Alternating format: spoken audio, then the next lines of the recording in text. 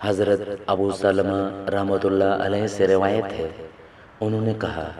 میں نے حضرت ابو سعید خدری رضی اللہ عنہ سے کہا، کیا آپ نے رسول اللہ صلی اللہ علیہ وآلہ وسلم سے حروریہ کے بارے میں کوئی ارشاد سنا ہے؟ انہوں نے فرمایا، میں نے آپ صلی اللہ علیہ وسلم کو ایسی جماعت کا ذکر کرتے سنا ہے جو بہت عبادت کریں گے،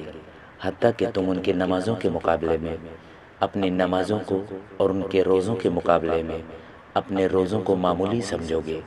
لیکن وہ دین سے ایسے نکل جائیں گے جس طرح تیر شکار سے آر پار ہو جاتا ہے۔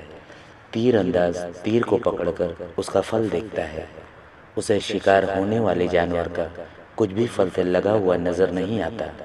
پٹھے کو دیکھتا ہے تو کچھ نظر نہیں آتا، تیر کی لکڑی کو دیکھتا ہے تو کچھ نظر نہیں آتا، پھر تیر کے پروں کو دیکھتا ہے تو شک ہوتا ہے کہ جانور کے خون وغیرہ کا کچھ اثر نظر آ رہا ہے یا نہیں۔ حضرت ابو سعید خدری رضی اللہ عنہ سے مروی ہے کہ ایک آدمی ان کے پاس آیا اور کہنے لگا، مجھے نصیحت کیجیے۔ انہوں نے کہا، تم نے مجھ سے وہی سوال کیا ہے جو میں نے رسول اللہ صلی اللہ علیہ وسلم سے کیا تھا۔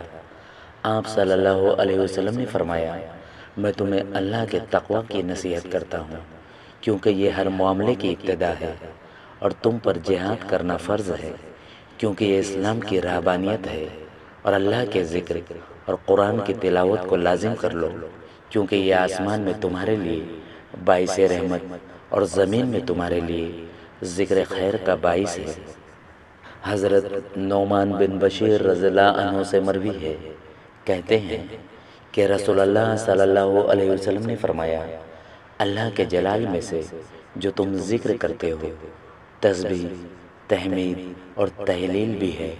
عرش کے گرد گھومتی رہتی ہیں، شہد کی مکھی کی طرح بھنبھناہٹ ہوتی ہے، اور اپنے کہنے والے کا تذکرہ کرتی ہیں۔ کیا تم میں سے کسی کو پسند نہیں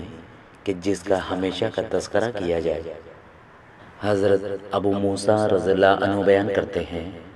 رسول اللہ صلی اللہ علیہ وآلہ وسلم نے فرمایا،